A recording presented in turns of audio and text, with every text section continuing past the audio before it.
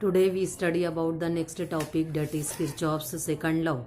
Kirchhoff's second law या इसको कहा जाएगा KVL Kirchhoff's वोल्टेज लॉ, या उसको सिंपल नाम दिया जाता है वोल्टेज लॉ, यानी KVL law, Kirchhoff's voltage law, Kirchhoff's second law.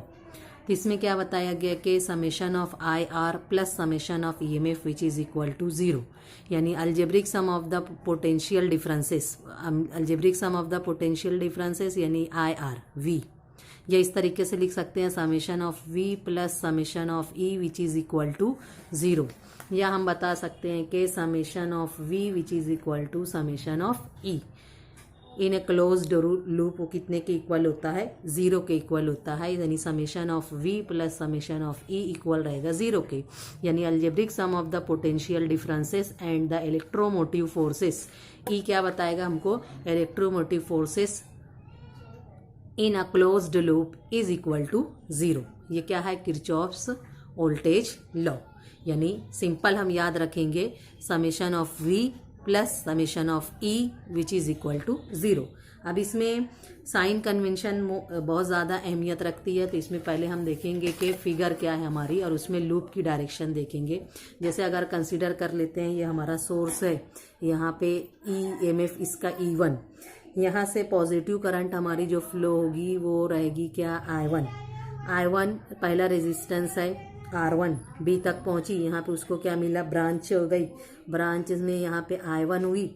अब इधर से अगर EMF इसका लेते हैं, ये क्या हो जाएगा? E2, तो ये यहाँ से जो आएगी करंट ये क्या रहेगी हमारी? I2। ये रेजिस्टेंस कितना हो गया हमारा? R2। अब यहाँ से I2 आ रही है, यहाँ से I1 आ रही है इस जंक्शन पे, तो इसमें जो मिल के क्या हो जाएगी?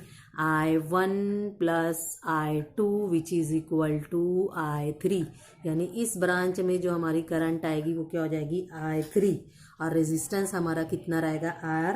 R5। ये रेजिस्टेंस को हम मान लेते हैं कितना है? R4। तब यहाँ से आई क्या?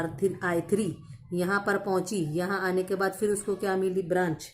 तो जब ब्रांच मिलेगी तो ये इधर कौन सी आ जाएगी? I1, और इसके पास कौन सी चली जाएगी? I2। तब इसमें हमको क्या बताना है? ये रेजिस्टेंस मान लेते हैं क्या है? R3। तो इसमें किरचॉफ्स वोल्टेज लॉ अप्लाई करना है, तो पहले अब इसका लूप कंसीडर करेंगे। तो लूप हम जो लेंगे वो क्या लेंगे? ABFGA,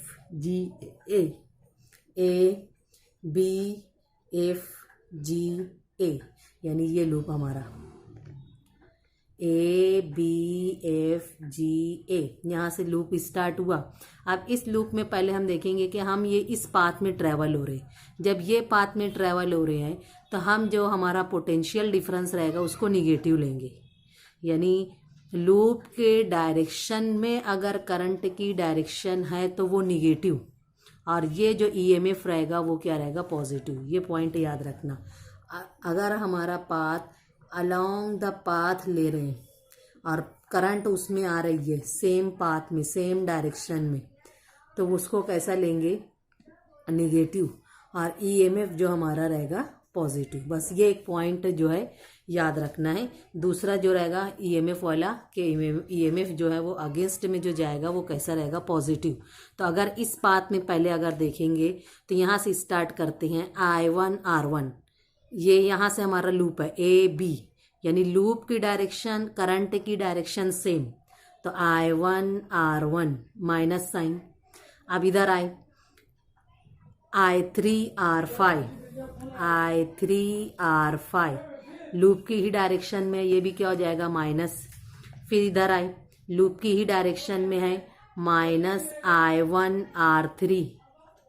अब इधर से आई ये EMF हो गया, ये निगेटिव से पॉजिटिव तक पहुंचा तो ये प्लस पे गया, तो इसको हम EMF को क्या लेंगे? पॉजिटिव। तो इसको लिखा जाएगा plus E1 which is equal to 0। तो अब इसको रीअरेंज करके लिखेंगे तो एक्सप्रेशन क्या हो जाएगी? E1 is equal to I1 R1 plus I3 R5 plus I1 R3। अब ऐसे ही अगर दूसरा लूप कंसीडर करते हैं, यहाँ से लेंगे, अगर लूप हमारा ऐसा है BFDCB,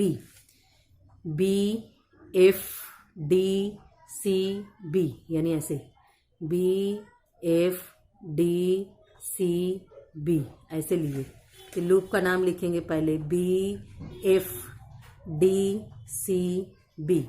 अब इसमें देखेंगे ये लूप की डायरेक्शन करंट की डायरेक्शन सेम, तो I3R5 I3R5 minus sign, R4I2 minus sign. अब ये निगेटिव से पॉजिटिव तक गया, तो निगेटिव से पॉजिटिव तक गया तो ये हमारा ईएमएफ क्या हो जाएगा प्लस E2। फिर इधर आए I2R2 क्या हो जाएगा ये I2R2 माइनस साइन के साथ विच इज इक्वल टू 0।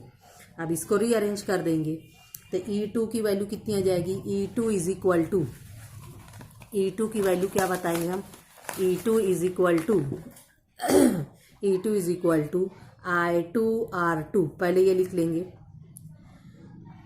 फिर उसके बाद क्या लिखेंगे I3R5 plus I3R5 plus I2R4 equal रहेगा किसके I2 के। तो मेन जो है हम का साइन कन्वेंशन का जो रूल है कि while tracing a loop through a resistor if we travelling along the direction of conventional current, यानी हमारा पाथ और करंट का डायरेक्शन सेम है तो potential difference that resistance is considered negative और EMF of electrical source is positive. ये 2 point हम याद करके किरचॉफ्स वोल्टेज लॉ की जितनी प्रॉब्लम है वो सॉल्व कर सकते हैं। तो ये क्या कहलाएगा केवीएल लॉ। इसके बेसिस पर बहुत सारे लॉज हैं, उसमें आगे आपको बताया जाएगा क्या व्हीटस्टोन मीटर ब्रिज।